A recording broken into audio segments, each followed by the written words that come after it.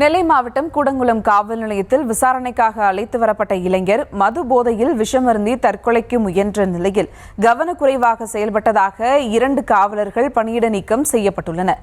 இதுகுறித்த மேலும் விவரங்களோடு இணைகிறார் செய்தியாளர் கதிரவன். வணக்கம் கதிரவன், விவரங்கள்.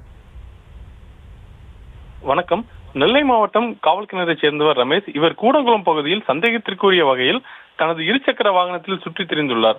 அப்போது ரோந்து பணியில் இருந்த காவலர்கள் சிவகுமார் மற்றும் வேல்துறை ஆகிய இருவர் ரமேஷை விசாரணைக்காக காவல் நிலையம் அழைத்து சென்றுள்ளனர். ரமேஷை விசாரித்த போது மது போதையில் செய்வதறியாது இருசக்கர வாகனத்தில் சுற்றி வந்தது தெரிய வந்துள்ளது. இதனால் அவர் மது அருந்திவிட்டு வாகனம் ஓட்டியதாக வழக்கு பதிவு செய்ய மது அருந்தியதை உறுதி செய்யும் இயந்திரத்தை எடுக்க சென்ற போது ரமேஷ் காவல் நிலையத்திலிருந்து வெளியே சென்று தனது பைக்கில் வைத்திருந்த விஷமருந்தை அருந்தி இருக்கிறார். இதை அறிந்த காவலர்கள் அவரை மீட்டு மருத்துவமனைக்கு அனுப்பி வைத்துள்ளனர். இதனால் பணியில் இருந்த சிவகுமார் மற்றும் வேல்துறை இருவர் அஜாக்கிரதையாக செயல்பட்டதாக கூறி திருநெல்வேலி மாவட்ட காவல் கண்காணிப்பாளர் இருவரையும் பணியிடம் நீக்கம் செய்து உத்தரவிட்டுள்ளார். மேலும் இது குறித்து விசாரணை செய்து வருகின்றனர். விவரங்களுக்கு நன்றி கதிரவன்.